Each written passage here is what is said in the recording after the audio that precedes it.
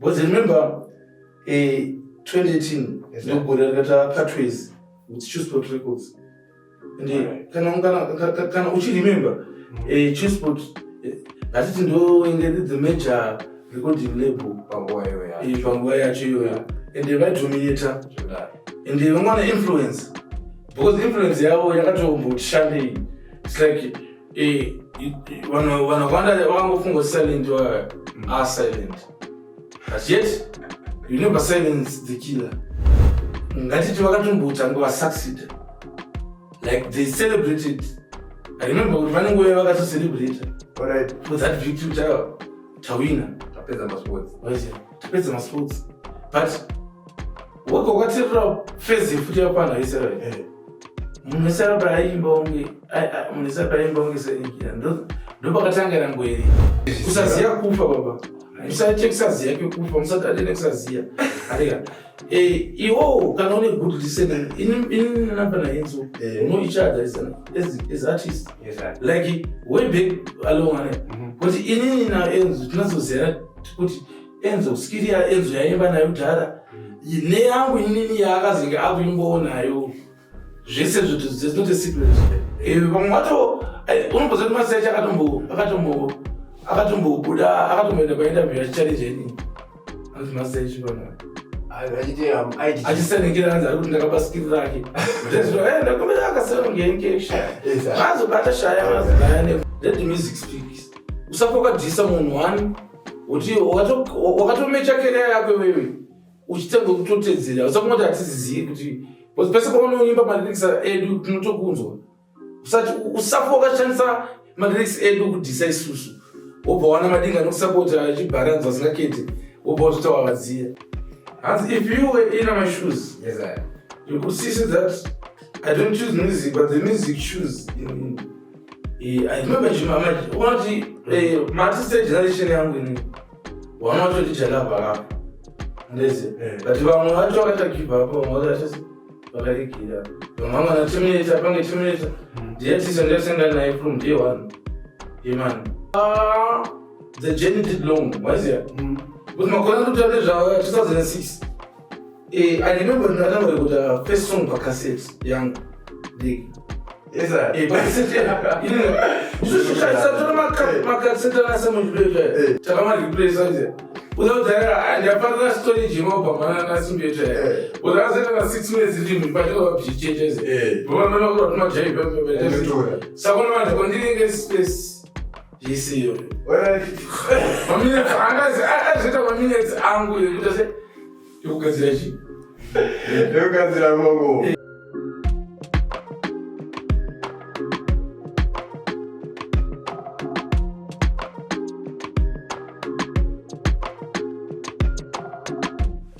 Yo, ladies and gentlemen, this is your boy Skyboy. I hope you find whether one go today.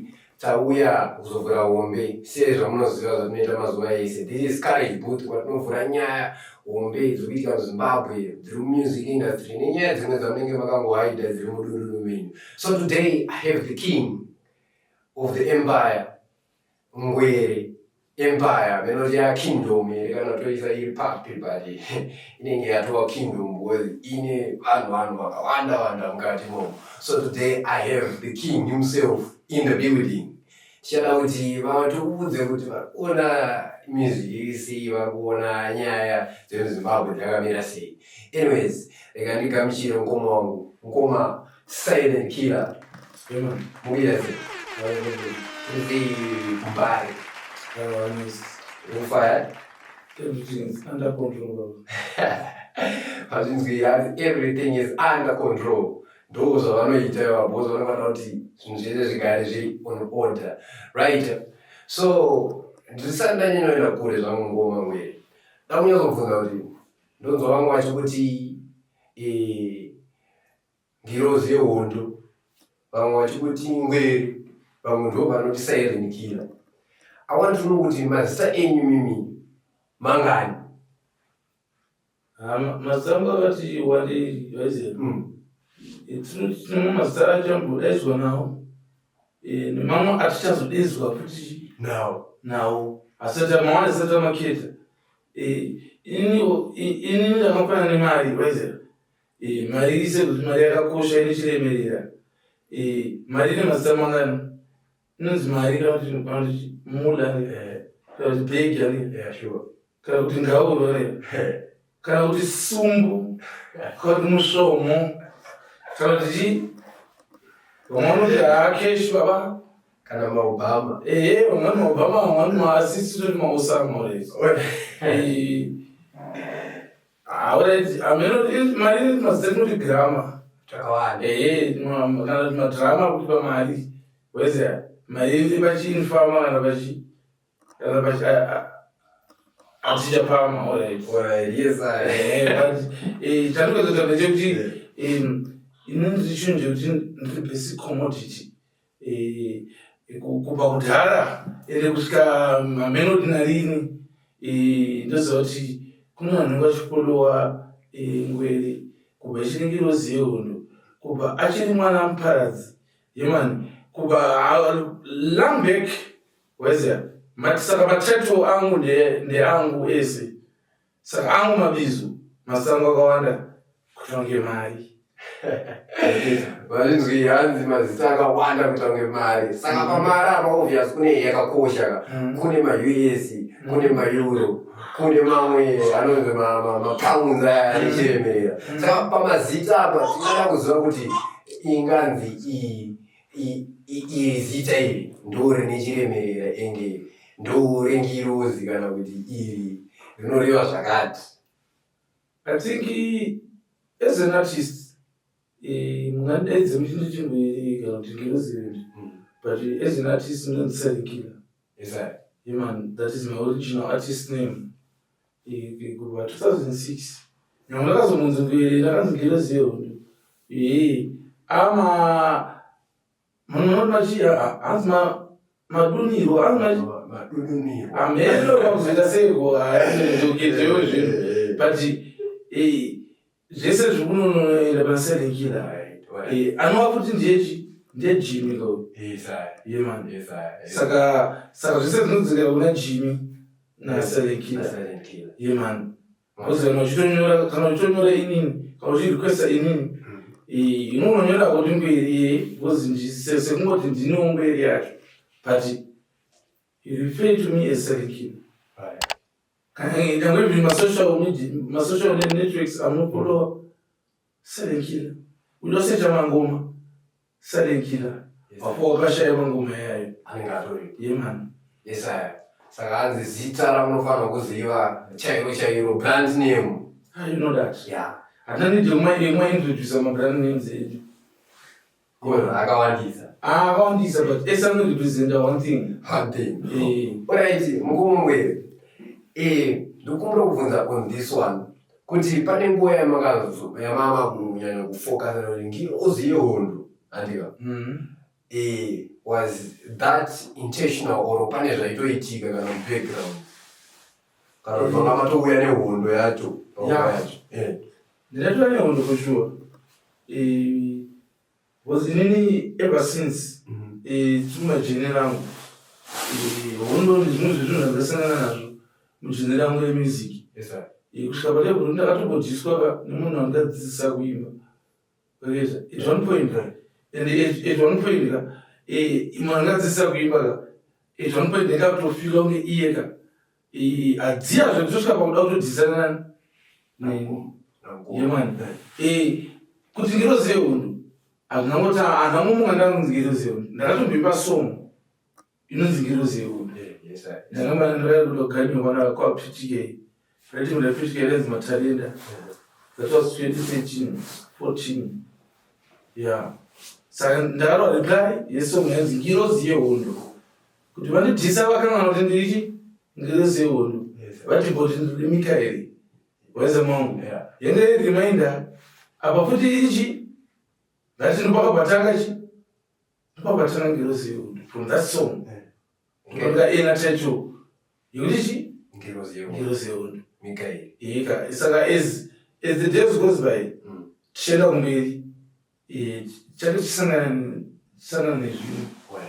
zvese izvozvo zvinova zvichiita experience kwandiri pacareer yangu yatakanga ite tender age. Yes sir. Yeah man, up to this level ndiri nasi Ingori wona chete. Isadomanikile no. Yes sir. Saka nazo kuchiti makatanga mangoma tender age. Yeah. Engeke age ipi? I think I was 13 years old. The time in Tripa, that's what I Alright. it was for Form 2. Pakatanga kunora music professional. But zvizvi zvekutanga kuimba. Indingazoimba. Ine ndofunga pangati zvaura dzinga ringovise. Zvikapo Zvimo muchipatara. Atozozikana mapenga ndaripale boys. Pane mapenga emunzangu aripo vagona kutozumbuku udzeka inopindira because ngatamatate mapindiro zvamunzi ndada kusaushebhe waize mungu Chigira. kwangu ini mberi vasaineko kuzvaka kwayebheti because it was shebheti yakatogadzirirwa kunzi ishebheti azombopindwa kwanhu wamhene kumadheseti Machienda nepo. ikoko kumayomiti. Saka mangoma makatanga rini? 2006. Alright. Yeah. Makabuliza track inonzi Sagare Dodo. Sagare Dobo. Redobo. Right. Sagare Dobo. Yes sir. Amen. Saka chiitikaita kuti musarudze kuita zvemangoma because obviously muri kuchikoroka. Kana munhu ari kwachopusha tara aiwa munhu ngaaite zvemabhuku but nyime vakaona aiwa. As if you were in my shoes, yes sir, you could see that I don't choose music, but the music choose in. Alright. Where's Makasarudzwa. The music. Yes sir. Was it? It's like in Dagadoma. Pane vanhu vakati wandei. I remember one of the artist generation yangu ini. Wanototi chalapa. But vamwe vacho vakatakipa hapo vamwe vakachasi vakarigira vamwe vana terminator ndiyatisa ndasangana naye from day one. Hey man, he's my long time friend ndichikura. It's like everything I know. Kana iye zvaanoziva zvese takadzidzira pamwe chete. Like madays andikutaura na 2006 temeradza a lot more than ndedzakwarera. Alright. So tinepe kuti ndatomboenda kulodza iyo tomboyogona kuti kwarera kunongofamba mishando kunororera machi Mafrita. mangoma katoparadza madinga anotongoturwa akamugorira akatonge nhasi baba hazvinotangira mucovid izvi baba Zvakatangira kudhara. aiwa the journey did long maiziya kuti makore andotande zvavo 2006 I remember ndinatanga rekuta first song pacassette yangu ndiki. Yes sir. Makaseta nasa muzvibhedhlera tobadasa anchemete makonganidzi 3 CD changer zeredio saka tabudenda ndisasa redio andira microphone yachenenge iri pazeredio yacho LG zeredio patoboswa apachero record pachirekodo pakaseti manje.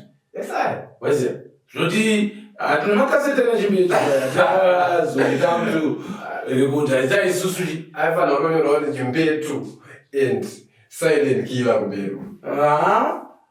haana kuzonyorwawo zvinotesekira but akatonzi chimbetu but chimbetu haasipo makaseti akatonge eyayo takamariplesa ize uzaudzaira ndafarira storage yemaubhamana nasimbeto uzakaseka na 6 minutes limbi pachikavabhichecheze vavanonakura kuti majaipepepetetora saka unovanja kwandiringe space zvisiyoyo maminutes angazi azvita maminutes angu ekuti yokugadzira chi yokugadzira mango ndokwaendeswa mavhesi ipapo. Exactly. Isusu is like I think this is the bridge. The old vintage way. It's like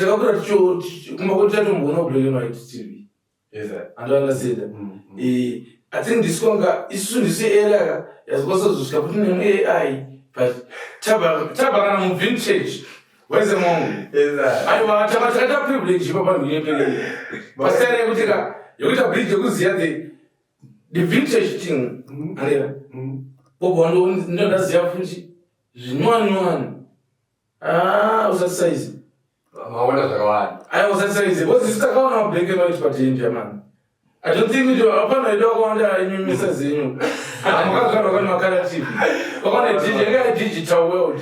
Kana mamixer anobayika ndase. Kutera kungone analog systems like passions from a code box. Kufona whether mangu like one shandisa kana train is not as a transport how you gonna ku town every day. Whether mama. Yeah.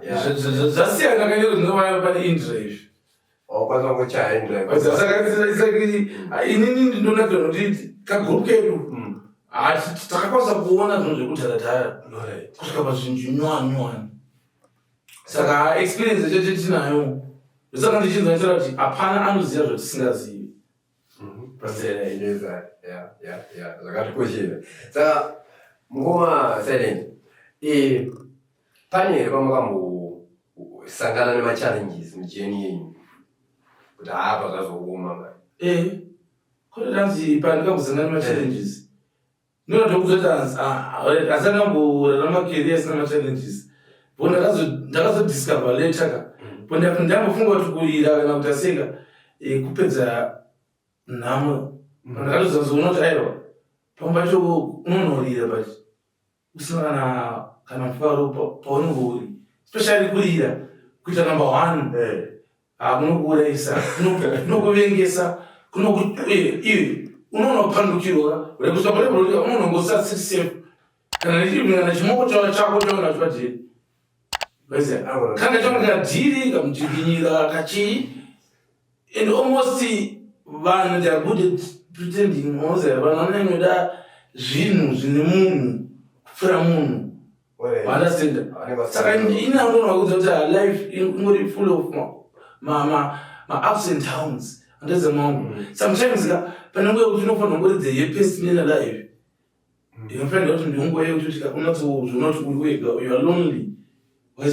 Unosvika paunozoona kuti panapa munhu ese ari panapa because of pane purpose, pane reason. And unongosiri wrong. But the moment kuti zvinhu zvako zvatanga zvatakura vanobva vadzokera kumaposition avo enge vagara vari vamwe vacho. Leave you to suffer alone. But haumbofoka zongoti wakohwa woenjoya futi zvawakakohwa haunonyepa vandonokuroya futi unomboseri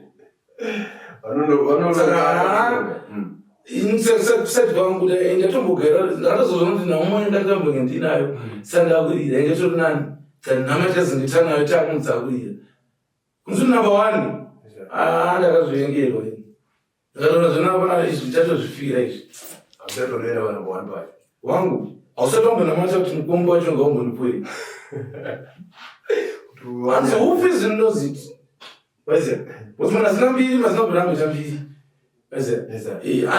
anogona kuona uye mbiri chinhu chinonyoshamusira but asingazoti maya kutotanga kuti ambirika imbirombiro dzekufaitwa wanzwisa mwangu hauneperi unowatotanga mama 1 futi uti namaperi hanzi kuti gare tangi nhamo vaisa mwangu apa nhame vanenge wanaye majeka yatototya futi kuti ndotanga ichatouraiwa and unongotarget zvitowari handineperi mwangu even the society vanogona wangu tonokusekerera kuti asese but izvozvo ndizvo zvekuti vanhu vanobva vatota sei vantu it's like vanotrigwa vane maemotions avo avanozobuditsa ka ekuti angaratidza deep down kuti vanobatikana nesuccess. Saka musociety medu machallenges afundiyo vanhu vandichiche zvaro nsangato zvaro unozati patene challenge yotoita kuti nhumbu yaise baba vake amudati aisata baba aise baba kusati ainhumbu yamangoriwo uzoita uri aise baba vake hawaoma vanhu vakaoma saka mawani. So in terms of studios mati makararama vintage way so hatizive vintage way how was it nguva iyoyo? It was hard It's like people start any hope. Right. I remember first time. That was something that was terminated. Tunoimba isusu. But just say over instruments like uti. Chazvonisa sei. Like it's not better total kuti chazvonisa sei kana kuti akuimba here. Ndakuimba. But my instruments chamawana kupi. Then ndopanga discover kuti aiwa bari Jamaica. Tichizwa manamba yekuti atunzwa mostonjita ridhima tunzwa dhiwa reridhima tunzwa bhazi reridhima tunzwa mamilitary mabet kamari reridhima tunzwa capital city atenezi umuzwe maridhima yakaya tifanira kutsvaga mainstrument zvisinaiwo rockers ainzi rockers aita is like aibhena maCDs ndenge business rake pataun aitozikanwa rockers zvekudaro rockers ndiye munhu akatanga kutamba instrumentals. It's like chakabhenero MP3 300 and something readings and tikata make sure timeta maridhima ayo takanyora ese maridhima takamanyora ese masong ese zvawo tikatanga kumaimba tatanga kumaimba ende una zvezvaitanga nachometa atakuparadzana tapana task handidonona namba rine title yakati at least iwe wakapunga chorus kana chichena mabhesi kana chichena bosati mamwana changu nozosvika paundineka chorus ukamunika bhesi but zitemeta yangu zvakana ne 3 manamba akatopera kana wane chirungu right ende temeta kunguri kuvhura bhuku soma acha kuti kuimbira kuti like achiyosvikoro kwedu aikonozi achisvika pati pana ndatonyora chibhachi anomurodhima achifamba achitonyora kana nhamba waziva saka unoti experience takanangoyo kugadzirira ende penge taright takuti takuziva kunyora music professional tasati takatanga kuimba 2006 hakusi ndopa tikatanga kudzidzira kuimba ayo ndopa tikatanga kuimba professionally area like takwasakunyora song zvakanasostructure zvakanaka song inenge ichinatsoimbwa ichienderana nebeat ende takaona first recording contract yedu 2007 pangavaongwe studios yegospel artist mudhara nonzi Elias Musakwa Waterfalls yange gospel studio but isusu takaenda kunoshowcase talent redu tikapuwa recording contract kuti rekodeka tisaimbedu gospel taipa mangoma edu but vakanakirwa necraft redu bhozi vapo takaenda tiri group tainzi the 3 musketeers inini naterminata naCrispy bindi manager weSimblex Music taipa naye takura tese naCrispy. He was a singer, ndiye munhu ataivanzoimbisa chorus pa 3 musketeers ende takagadzira album yanzi inonzi Dzokono album track album 2007 waziva ndichizobudisa single rangu inonzi Sageridhopo ringe rasingle rangu ndiro 1 ndiri solo artist like takasvika panguva yekuti it's now time to go solo takapenga tese tichinowana but let's go solo ndifanga takaimba ghetto gospel nepono Kuba Silent in the building hanzi ndopa takataka kuimba gospel nepono saka ngoma Silent Killer toziva kuti kughetto zvinhu zvakaoma and as we know muZimbabwe muno Mpare is tough zvekudaro ndo mataura anoitawo vamwe vanhu andika imimi how do you see kuti art yenyu was it crafted kuMbare kana kuti mastreets amaigara tinokwanisa kutopa credit iyo yekuMbare because ndonzvimbo yacho yatakurira zvese zvatinoimba zvatoita sei zvese ngatiti my reflections day to day living, the way you grew, our society kana based on mindset vamwe vedu because ndo zvavari saka kana makupa credit kungwere mufana kudzisira kuti credit kune Mbare, you have to respect Mbare. Ende kumbare munozvanzi kumbare zvekunzi kumbare kwakaoma kwakaoma in your own point of view and in terms of analyze analysis. So don't do analysis. But chatongozenda chekumbare necho isusu tiri mayouth. Chatongozenda necho tiri kuharare. Chatongozenda necho my streets they are cold. My streets there's no love in the streets.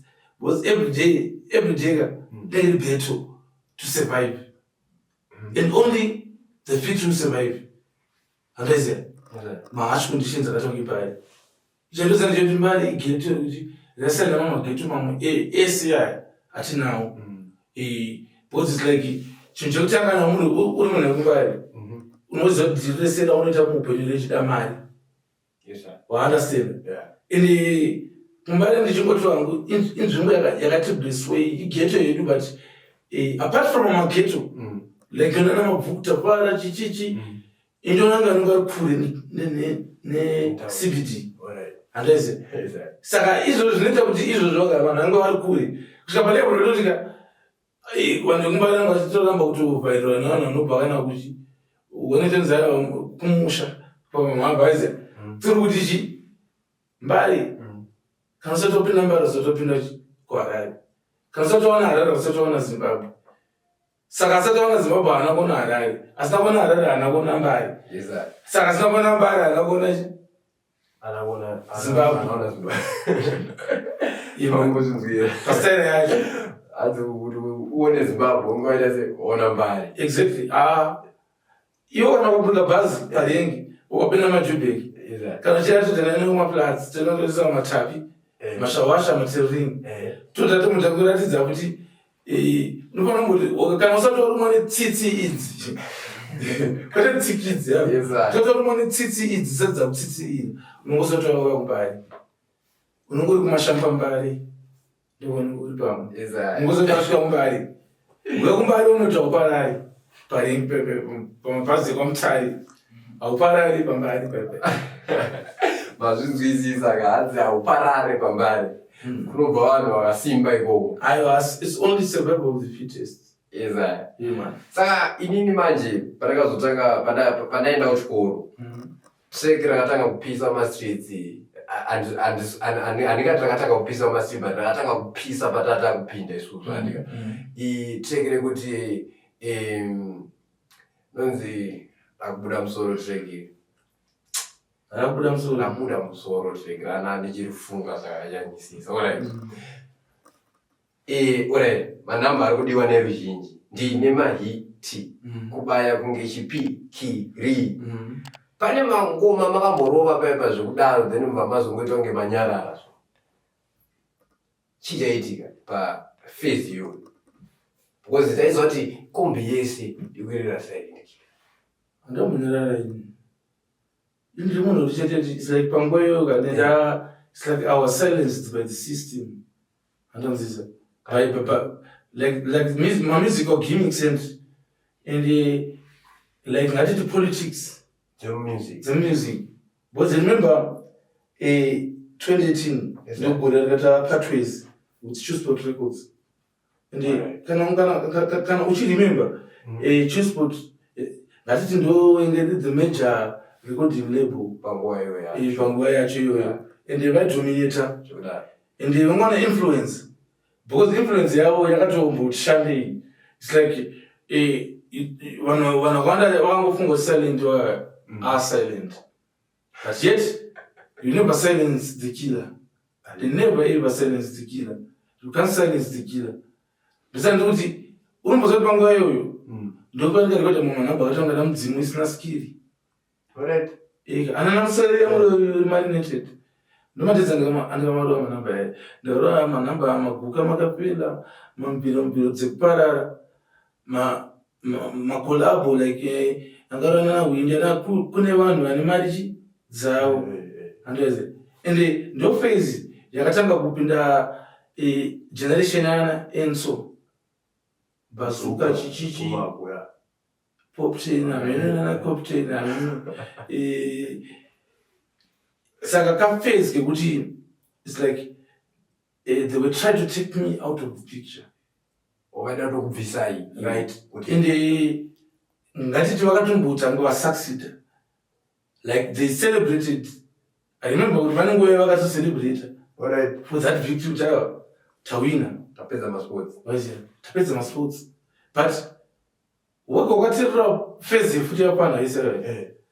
Munhu wese aimba unge serengira ndopakatanga ngwere nonotaura kuti dzimwe ngwere vana Enzo Euzi anakupazuka. Alright, avana kuzongwisa ngwere kana usingaziziye saka chichaanozoda kuzoziya ndofanira kunge ndichizviziva. Kusaziya kufa baba, musaite kusaziya kwekufa, musadade nekusaziya arega.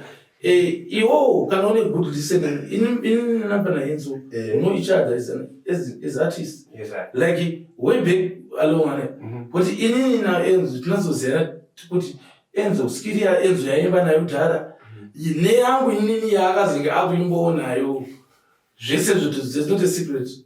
And ndisingadikana kushorana kuti sei I love the way futi yavakatozo expanda nestarting pattern, because like starting pattern yasarengira but ichitore munhu haasi ega hake ndisandati nese kana Bazooka nani vese just they sing like and andauti vakafanana neni but they sing like panguva iyaiya waisa mangu vamwe vato unomboza kuti masearch akatombobuda akatomboenda painterview achichallenge inini anoti masearch pana achisanengera anzi ari kuti ndakapa skill rake ndakombera akasanongenke shaya mazobata shaya mazogaya nekunaya anoiziva akuenda paida kuti anzisanengera pamwairwadza neblue ticking yandaita painini I'm used to blue ticking sompacho hapasi pese pandooteka energy because madhenzi yayo engakaomerwa zvichowani keke sinanako yaiziri kuenda nako, so aidoka hype. So we expected it kuti hazvinotichamisa zvedu kuti ari kutraya big up kuti chenge sick person nothing was personal. Kana iye andikachanga kanobuka maya is a very good friend of mine. Ndakazoenda kuti kumastudio kwaochi towards lockdown tikatomboti padogadziro kolabo but iye paakaisa 4 lines jisa 4 lines akabva aenda anodzoka mustudio maka takatandara nditonaona na Jalala, pick up Jalala. Nimarasenge ndinawo namasapia nani aitimeduka yaya kotaka bhakuri nichibasa saka ndichizongo chamiswa masa atori paedhachitara dance asarekera akandibira skiri chichi but ini ndisina namuso kuti ndikambozvitsaura ndisina nanidi kuti ndizvitsaure wamunzwa nchitaura nyaya idzodzo but inyaya dzandoziya ndi kana uchiziya unoziya and ivo vanotozviziva. Saka pane dzimwe nyaya dzisingade kutaurwa nedzadzona dzingade kubvunzwa ngatingoonewo tega tongoti saka upenyu hwakaoma arika chakaoma kurarama but upenyu hwanombooma unombozi vanofanira kuziva anozoziva kufa kwete zvimweni usadade nekusaziya. Saka mukoma pane mamazoita hard mati bona kuti mati mimi mazaupera inge mamusina kunyara but pane zvamaibika kunzo. Saka pane pamakazouya makunyazoziva kuti right ndakuda kunyazokuchiwapa mangoma ndaigadzira then at that phase kwakazotanga kubudikira vamwe vanhu vanenge vana ngwere diki kwakwakuya manje ngwere dzakawanda maizero kuti mukucreate movement kana kuti makazongoona kuti aiwa nyika yese yaitoinspire neni izvi ndaziziya way back even 2012 Yes sir. kuti ndichatozoita mudzanzisi yazi ndakatora time ndichianalyza and I learned more about it kusvika ndatozosvika mulevel yekuti ndakazi ndakutoshamusika ndichinzwa mwana neability yekunitedze chandogona kuziva ndechembochiti chasiyana chaiti ndechoti avo vakubuda pachena kuti indonzi ngwere yakati vativo matedzi ananingirira matedzi ngirozivondo handiya but vanhu vachitedzera patanarani kumusati kwane ngwere andoana saka musanongoripo ndekuti ava vabuda pachena chete ava vanga vakawanda kuseri kwechiguni but hatitadze kuona kangawanda nekachiguni wotizikaise isusu andakawanda ndakakuseri kwechiguni chitirwei zvakanakireyo rei isa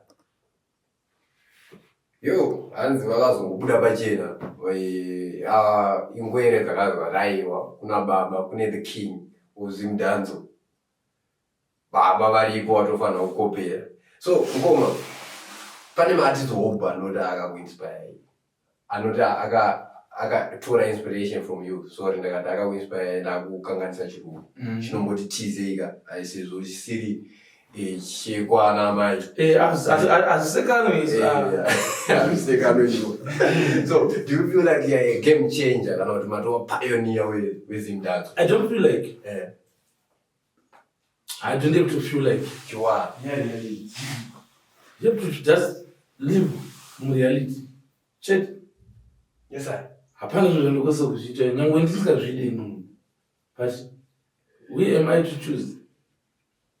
In under option like ndisandati andasarudza music yangu usasarudza inini ende ndindaikosora sei chicha ndarambira hapana. Yes sir. Ndingoplay role yangu muita zvamunoita chete handipinda kabhumira ini sapano ndinodzinondopera ndomera ndikafushirwa ndomera andiri monzi heze munhu hapana kana 2 ways saka zvinyana zvizvi zvinobatai bondoziva kuti you may not like me as a person but pa-entertainer dination handindezangoma murotation circulation ndinekana cup selection waiza ndimlapa memeditation and ndatoda kuti marination.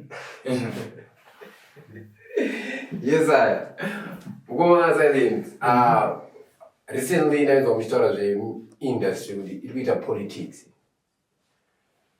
pane vanhu vanopuwa marewards zvisizvo and they don't deserve these rewards. Do you feel kuti pane vanhu vari kuendeswa kumberi? It's always musical industry. Yes sir. They believe what you pack it until you make it. What is it? Yes sir. But it's also one of that type. I think we are close to that type. And I think my modern artists, I want to do my AI artists, like my clone, like my bots, my robots, your age. From what you took in my robots. And that's what. Yes sir. Inini, I'm organic. But Suzanne, I don't know what one like. Kana kawan. But I remember I didn't know when I got to unfollow me. When you go to those who took in the biology. But like, you're not looking follow. But who goes and took any shittery. So shittery. Better you unfollow and can I just block and delete you? Because in and number of Pendaka kids are vasingadi kunjinzo vanaondosikazve but ndokundaramira vamwe vacho vakuda kunjinzo kana ndisanambo yakuti kuzoimbira kumba kwenyu usakuzondudza zina basa because ndichakutadzira uchandonange unondita siki ngemusaladi kana undonange nini ndakakura ndishandiswa kumakaradi vaizira inini nzvingoro munhu yekutoti ndinongotrita vanhu neuya vanenge vangondiita se nditaipe kuti ndobhiliva kuti handiseva munhu anozanzi ndinoda munhu asingandidi isori zvenyu rori yenyu ende yamunotaura stori yenyu aize mangu Exactly. Mutaka story yenyu koko. Inini handina ndabasa nemunhu asina basa neni. Ende ndati hapana kuti anoziva zvandisingazivi. Exactly. Mangozvira hanzi ndai kunotaura chi mastori yenyu koko kwamuda kuataurira. Isu tunoita tit for tat. Vanhu pachibhakera tovataita sei? Tovatadzorerawo chi. Awasasa kupa nemabhutsu. Kuti andine kupa chibhakera zvawambotipa iwe. Takudzorera nezvezvo. Hatikudzosera zvibhakera zvawatipa kaiwe. Topa zvimwe zvausina iwewe. Yes, sir. So, pane mabhifu atiri kuona achisekuleta. Ndobva ndambotanganira mukomana uyu anzi Hulengende. Aiti hanzi vanhu vese they can sing like Silent Killer. Hapana asingazvigoni. Munoti chii? Iye wacho anoimba ugani. Anenge afasika nonokera unoziva. Anenge asikasiki kuzvitoere shende. Anozvitoere shende ngazi nokudzitoere shende zvazvinoti chii. But anyway, hazvisichamisi. Haazivi kutanga kuita mbiri naso paita dzungu. Saka ane shungu dzekukwanawo pachi. Pamangezha ichi. Yes, in that. It dances. Okay. But I see danger.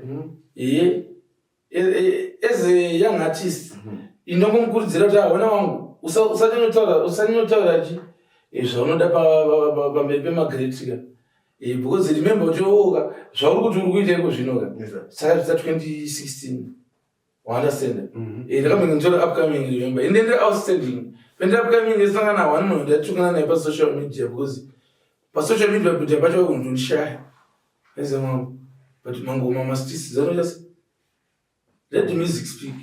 Usapokadhisa munhu wani kuti wakatomecha career yako wewe uchitanga kutotedzera usapongoti hatizizivi kuti pese paunoimba malyrics edu tinotokunzwa usapo wakashandisa malyrics edu kudhisa isusu wobva wana madinga nokusapota achibharanza asingakete wobva wazvitawa vadziya vacho kuti vadziya kamangwana ndovachazenge vakumutoona uyu ari kudziya moto ari kudziya mbaura vaise mwangu imbirombiro dzimwe dzekutambura izvozvo vaise mwangu usazvitiwoka uri urudze nogona kusakura usina kana wanisagarira sakana mudura wakasa wakapenge chii wakapenga pakupengera vanhu pakugona kuda kukomena nyaya dzevanhu ende wanaka kutaura kuti utedzera serenkira chotanga chandodza ndechekuti inini kuna anotaura kuti hanzi tinotaura but pamune muchitedzera apapo imi kana matedzera kutaura kwedu mune mava kuti maakuimba ndira inini ndoti hangu ndoita zvese ini ndinoimba ndotaura futi handikanzi inini ndonzotaurira nditauri ndinasi chimumumu so iri zvenyu ruri yenyu ende imimi makataseko imimi zvamunotaura munodi kumunotaura wopandotaura moita zvamataura imimika totombonzwawo zvamataura imimi kwose muchida kuzonzwa zvandataura mumhanditi handingataura apa inini pakuimba kwangu pakuimba nekutaura zvanzi kuimba kutaura kana iwe uri kutotaura vanhu saka tikuimba kaisusu tane vana vatiimba kaisi saka kwanamana inotedzera ndofarira nonotedzera kuti vana vacho tanzi akati nekuti ndichiti obva ndidecided ini ndechimba freestyle remember ende ndichikura it's like inini everyday ndindi pasession ndechitraina manyu kundina skill yangu pandabva kuri ndichimodify style yangu so me as a modifier hatana semunhu anogadzira chinhu kwete munhu anomirira kudevelopa idea yemwechi munhu ndindoziva idea iza fora vese because inini is like ndinditora freestyle songs nonorwa saka pamwe pacho mazva ndichiti nekuti ndichiti pepa ndini ndichitogaya ndasiyana nevevaya waize mwangu vasingazive zvekuita mukugaya kwachi because freestyle yaka unombozondotombosvika pakutopera malines but the more yandostretcha kuti anyway ndandogona kungoisa ipapo waize mwangu riro rontondibatsira unge ndichifunga the next word because I'm a freestyler. Yes, sir. So this is my style. Aunduze kuti style yangu inini ichi freestyle yangu idog style waize mwangu iri pajob block style alright ndapasera yangu inini zvangu iposara ndeyangu Ndosareka fast kawo. Kanonokera inini. Onzi kari slow ka fast kawo. Waze Michael. Michael ndi Michael. Yes sir. Saka hauna zita una title. Une passport. Hauna doctor. Yes sir. So tuchiri pa beef. Pane imwe pizza marisenza. Amene tanga ni yemabanditi rekada kuti ya blood. Ufuna kutora iwani wondo ye. Alright. Yitore se wondo wani. Yes sir. Ndo mama wona nozosimbisa madinga ringachidisana ngapane chidinga. Chakati. Weze. But hapa ndo wapangwele kwa mtoko anabasa. Eza mwapa bapa mwa ando apakana ngwele wane kubangeti kumabangeti. Yeza. Ngwele diki ndo ane bari prefect ndo ane bari head boy. Vandozona zopa kuzota apa ndo anozodila neimsere. Ichidiki. Magwele ngwendere. Isisu kuzenge tisiri pa makwede atisi kubandira makwade isu. Pakuta sei pakunzi chingu pa mabhavande. Mandandi aya isu zote chingokando zvedu. Yeah, mangozi nzwira. Hanzi dese wondo wani ndende atichikiswe tunovatumira.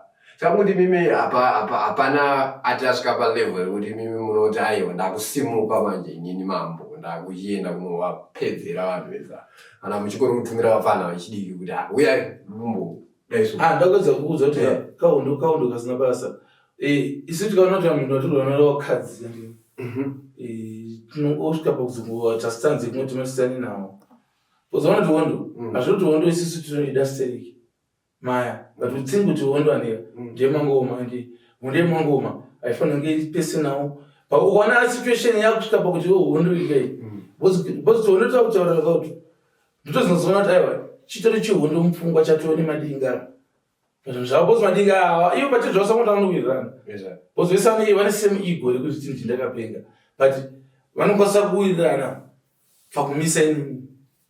Saka ndofanira ngoomberoka ndikahondoka handikahondo kangu ndikangu kaga ikuchidzire ihuni matanda mamwe kungoti toti moto ramboita se uchibvira pasitera yacho tazvinzwisisa. So mukoma toda kubvunza kuti mukuona here kuti vapfana vese vari kuuya are they destroying this mdanzo culture or vari kutoinyatso kuisimbisa? What I can say, and that they're destroying. But ngatiti panano vari kutungamidzwa pachinhu. Handu vari kufanira kuziva zvavanenge vachiita vachiita. But who am I to judge them? Kana who am I to see kuti? Because sometimes zvinotozobudirira mangwana unoshandisa madhoti ndo zvinhu zvaito sure vanhu hapana yakwanisa kunge achiona the unseen. Chandongoziva ndechekungoti out there kuti maonana tine talent creativity vamwe vari lyrical rich andeze vamwe no good voices and machichichi there's a lot of talent out there ikunidi achite kuexplora.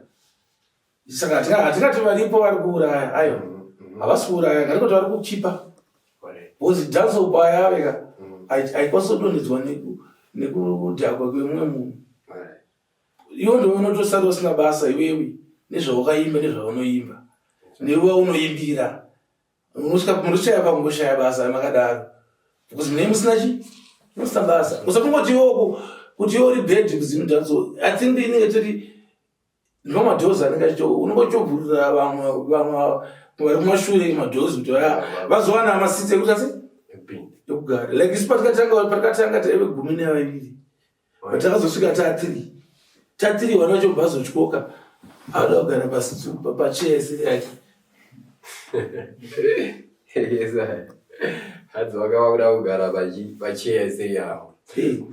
So taiscrolla zvedu tichimboona pamatiktok apa you were talking on this podcast, Mejiji, inini pachezvangu, I don't need rehab. I don't know what you say about drug abuse and drugs. Mnodichi. Izi nyaya dzandakapindura kubva narini handi nenoda noisa time yangu focusing on the drugs nekuti handina kana yendera ndoisa padrug. Inini handisi drug trafficking, usanditi victim, usanditi big team, usandiise kana musystem. Handaiza mangu inini ungatondipe chete ndandakutira zvandoita inini papo because inini ndini manager wefilm iyi. Handaiza mangu saka panozopera film paipa kuzonzi casting pachazonzi ngwere as Jimmy wanzisere mangu kwete Timmy handaiza kana kuti Vini but ini Jimmy wanzisa pasitara yangu pati zvangu hangu waisiya maono handina zvimwe zvando I don't relate no drugs. That's why ndaita kuti handani kwenda kurehab. Iwo ngadaende kukuru anoenda kuchipatara handiti murwere kusaka udaendesa munhu asi kurwara kuchipatara. So how can we talk about chipatara kune munhu asingarwari? Yapindurwa iyi. And how can you go with someone kuchipatara asiri kuita sei? Asiri kurwara. Chokwadi ichocho it's a fact.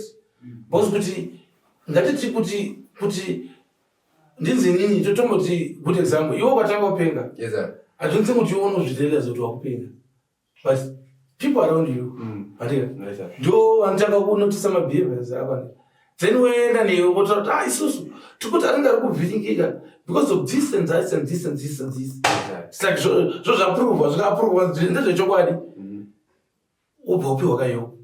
Isusu hatisati tapenga zvosvika pakuti veukama vedu vatinogara tinawo havasati vaona kupenga kwedu. Saka I think we are much better. Sorry boys, hatakataka forest nobva tarwara. Hasati tarwara boys. So you've been independent most of your career. My labels, we had deals we offered. What was the reason yekuti muna kuda kunakirwa nekusaina these deals? It's like in Zimbabwe, vanhu vari interested nazvo. Chitsotsi chawandisa izvo. Pange pai palabel record label. It's like on my way up, ndakatanga kutostada musical distribution. Then nhasi was still studying. And pamberi apa tikuexpecta kuti kusati kwedu we are able to kuti chasunzawo brand redu ndi record label redu Kufdem Records zandika vision toripo notorana but ngati chiro ngati under low key operation. Wezia achaza asizveflamba zvisizvetambo kana nyamba ne but it's like zvinonzi stage by stage handika tichidzidza tichita sei like ndikutodzidza about musical distribution. Like I want to distribute my own music, my royalties angu, music yangu zvese ndinofanira kunge chiona business remusic yangu yangu. Man, so ndaka zvekuti anzi record label kemwe munhu kake ndikake ininiwo yangu equip them as the Cook Cup Kings. Them you know was a movement, entertainment record label company. Ndi pamberi apa I think just nazoona because vision yangu inini painozonzi yabudirira kana mimi mune zvamuchadzidza baipapo. I know kuti isusu hatimire kutangirwa zvinhu hatiseterwe pesi toseta monaki baba. Mamuna kakazara. So 2023 you dropped Urungwere 41 tracks. 2026 you are still dropping Musorowe Muroi. No, 2026 with the beats. Musorowe Muroi was 2018. Okay. It was 2018. And offside area in offside it's a single. In 2024. Okay. For tax. Alright. So where does this hunger come from? Uzi munongoramba mchirekodha and ndizokuti but it's like it's a musical catalog. Yes, sir. It's like my endless stories. This is like called the ghetto gospel one year. Yes, sir. In the new side the music and just and over butter. It's a journey. Food and ofamba. And that's it. Kuti zvandagara ndongoimba. I'm an hardcore artist. Yes, sir. The artist put it at the versatile because I remember any beat. Anything. When I say anything, without anything. And even any time signature, any rhythm or any type of music I'm going to put it out. You know him go pass panap. Yes, sir. We can vibe. Still make sense. All right. So Nkoma, do you sometimes listen to your music? Not sometimes. A lot of times. Okay. Because it's like in community. Do gather my song in a freestyle formula. All right. So, in order for me to listen to my I have to listen. I listen to my songs more often. Yes, sir. That's what every time I need on the radio, this is Gomangoma. Yes, sir. It's like that was Mamango Macho or another man's way. I perform about it. A stage. Je dis personnage, je donne ma request. How? Les gens qui ont une bagage, j'ai une every day. Pendant que je propose, quand pas de 10 000, tu as pas de bagage, j'ai pas pour. Je donne de l'année de 10 000 euros. Wow, understand? Yes, sir. So it's like my song, I listen to my song a lot. And I love my gospel songs the most. All right. Yeah. Yeah, mangonzwanzwa tunoteerera mangoma anofana kuteererwa semateerera munenge muchiita ndo mateerero futi avanenge vachiita. Kune music kuti it's not for hearing. Yes, sir. But it's for the feeling. Okay. Music with a meaning. In a deep feeling. You know, about the inner subconscious. Yes, sir. Okay, in music, you know, gonna strength in Murizuayo. Yes, sir. Even by the time you understand again, you total is one. But you know, not passing the Unity. And the Chino Punda say, the Muslim young man was such a song would it's part of my inspiration. Even in the Ainsworth. Even the Pona Bogata say, I am going to go talk to Buddha Baba. Pastor, you do patch a doge. Yes, sir. Paunamato Mori. It was not was a woman of God. Yes, but it's no Siena, we are trying to Shandra and your mind. The past and parties are actually deliverance. Me, I'm entertainer. The woman of the same way in wedding music tribe, they say, they are women. And they tend to marry. And the moon within the guy no parties around Ukuru Amari. Johnny Son will have one. Come on. Sagana, you want to say, no one didn't for the future. In the Zakatan feature, in German, which is the yes, sir. Hanzi Mporofita Mkomo wangu silent killer. Almangoza hata kana mda Mporofita mnogo na mzongo. Budi killer ne kukuf them records. Ma, Porofita changu rutonyo na music, man. Right. Okay. Don't get me wrong. Yes, sir. And up and days on go Porofita level. But you can follow pattern. Yes, sir. What try to understand when do does it? When you look at the what is to profit moment they will walk here in the way. Yes, sir. All right. On this, yeah. In any, you know, like the Japan selling killer. Who profit one also going on Tinga and this is what things come out and the same animal against a canon Tinga and Shongo go so you go. We're going to my profiter and my profiter. So whenever that Papa knows in profiter, look at the bonus of the profiter Mumbai, one will pay on.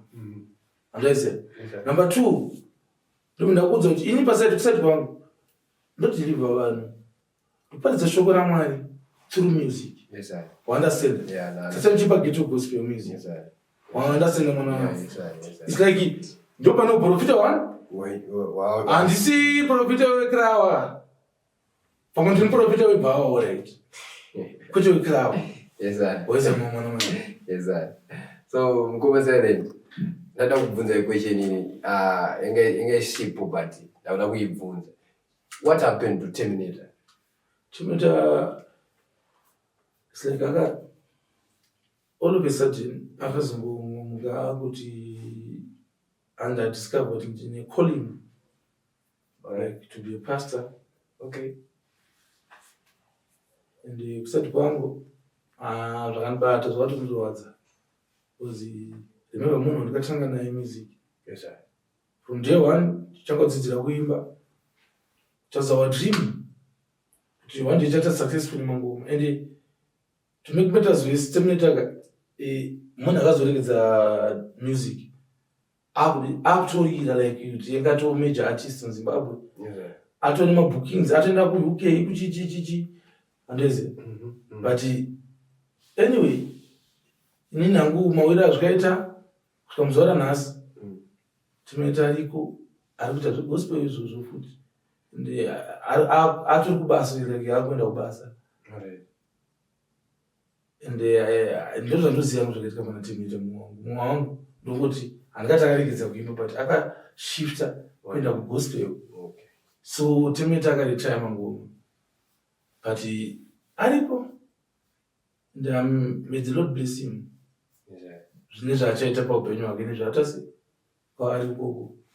We love him so much. Yeah, my brother aiza ndatoshuwira kutoti muzuva ranhasi ini naye fange like zvakazoitika after makore ini ndakazosara muchizopinda iye atoretire because akaretire 2015 then ndakazoitawo breakthrough yangu 2016 andowana mamusical career yangu yese ndiye munhu andotoziva, ndiye munhu ndakatanga naye. Saka zvinongorwadza kuti mumwe wangu ndakatanga naye akazosvika pekuti haachakwanisi kupundira nejeni. Asi ndakati ndakasara ndiri one. I'm the only one remainder. Pamartist generation yangu. Vegeta. Lorwadza. Because akazongonzwa kusina munhu because Terminator takatokura tichitoteerera Terminator. He was good zvekuda. Zvekuda. Saka pane zvakagadzirirwa here kana kuti zvakatogadzirwa naMukoma Silent Killer zveDC kana kuti yes sir. Like we said, GC takarelease EP with DC. Yes sir. And yeah. To release about 40 reggae tracks. Oh. Watch this space. No, I this. We had it in 5 June. July, I mean. Yes sir. 5 July. To release 40 reggae collection. Reggae chat. Strictly reggae music. Alright. Like 40 reggae. Reggae. Yeah man, reggae music. I know that. Saka 5 July. Yes sir. Vanhu vogara vakateya nzeve. Ngane makachenga matata. Kozi kuchaputika. Yeah. Kuchabaka fire. Hanzi tumbokupai reggae. Ine sometime gore rakada kupera September October. Tikurikisa album. Asati arani zita. Asati adatsa ridune zvaro but azongotaurawo zvinhu. Kungokusanokuonesa iwo. But about umirira 5 July. Because mungwana 40 marege. Yes sir. And the 40 marege arimo mumonake hanzi atifambe nepace maya. Tinofamba nemamonake saka arimo. So Mukoma Silent Killer pane munhu here wamungada kuita naye collab nawo munowisha muAfrica muno oro tingati muworld where tingati muworld muno ngoda haningi tofanira kuita something. And the website. Alright. Na busy signal. Yes sir. Yes sir. Ani mama guys anashata wale kuti tichoda kuti tana makola. Vanhu vekunze wo. Asibe kupi. Yes sir. No way kwamureva asibe kunze ko. Yes sir. Zvakatikoshera. Saka Mukoma Silent pane mufana ariko like anenge ariko izvezvi mudiki anoda kuita zvemusic but unongozwa mamiriro akaita zvinhu mazuva ano wafana unenge wasina kana wekurekodha ungada kumunza uri chimfane pajeni yaada kutanga angakuziva kuti mutambo uyu ndinodhonza mutambo uyu ndoda kikiri gingiri mutambo uyo wakaoma musoro asikatozvinzwisise vandikasatensera puroni marwadzo musikani believe in saying already ndatsanga kurecognizwa after ndofunga 8 years ndichiimba ngoma so but datasa zvinhu zvacho vanozoona kuti aigingiri and so many were called but only few were chosen. I don't understand. Yes, zviro kuti wakawanda wakazvitura izvi vakasvika pakusimudza chi but isusu insurance ndakaziva tizopa inonzi insurance pastage performance kana vocal presence andaiziva central intelligence hanzi lyrical physically fit hanzizamao ika wakana wachikwera pamabhiti makwitsibhitsi machichi mabhanditi uchityora futi wakapinda mabonga wakanzwa chiti wakanzwa mbiti wakanzwa mastriti alright waziya pastyle yako zvako chungo chimoziva kuti akudyi jembi akusikumba kwenyu kutanzi kuhondo baba wakatenda kuhondo nonenge ari nani kuhondo dzepfuti uzogona kubata pfuti yako nosevaiwa manje kutanzi unobata pfuti yako zvakanaka vatobva wazoudzipwa nemaputi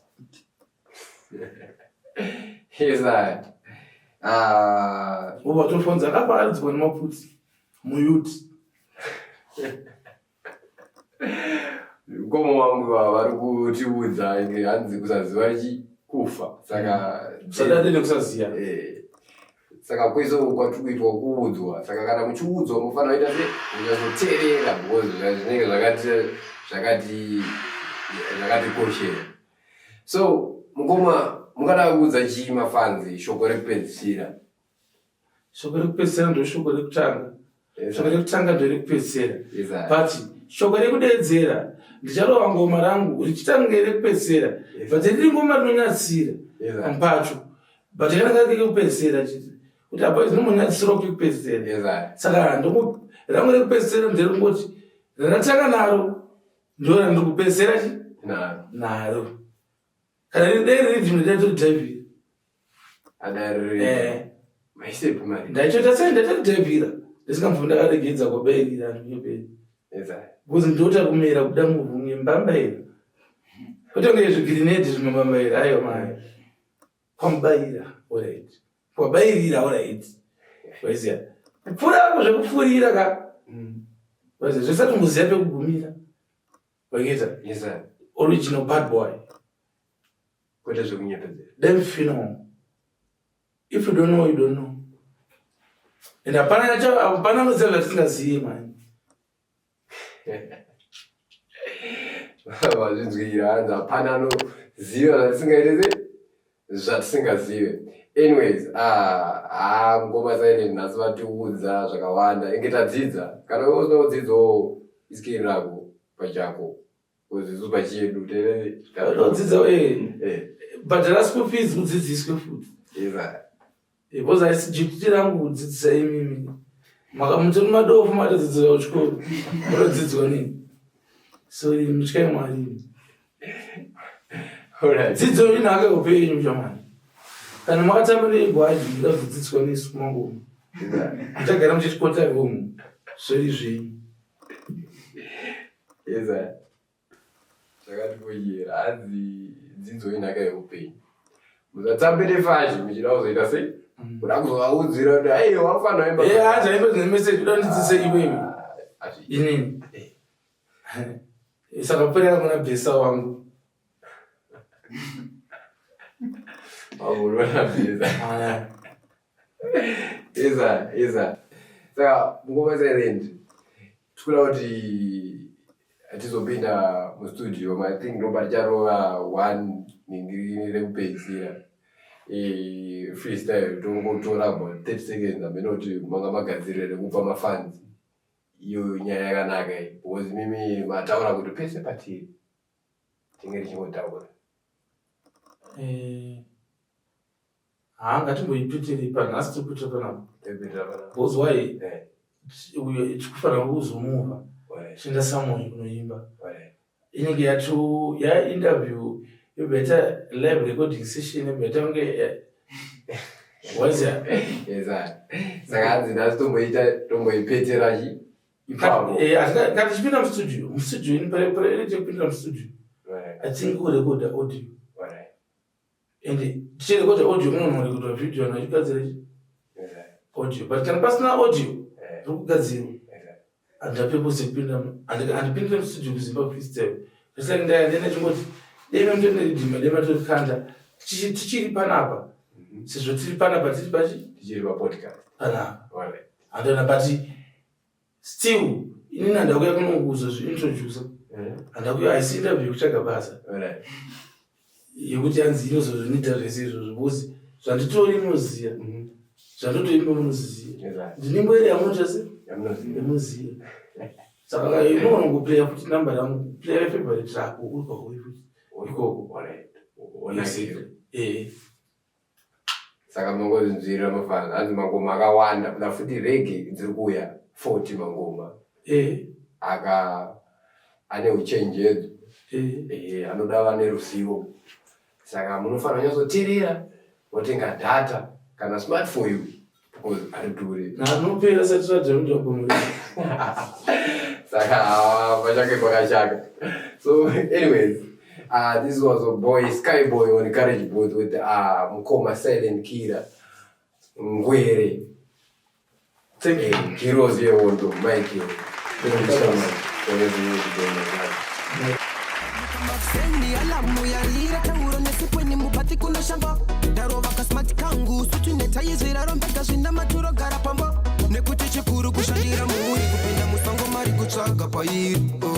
So tight, kushanda all night. Shifty, irritated. Nekuti ndiri street fighter inini. Ndinangwa kupinda paka uma. Ndiri street fighter inini. Patachila ni papa, pama monya ipapa ndife. Ndiri street fighter inini.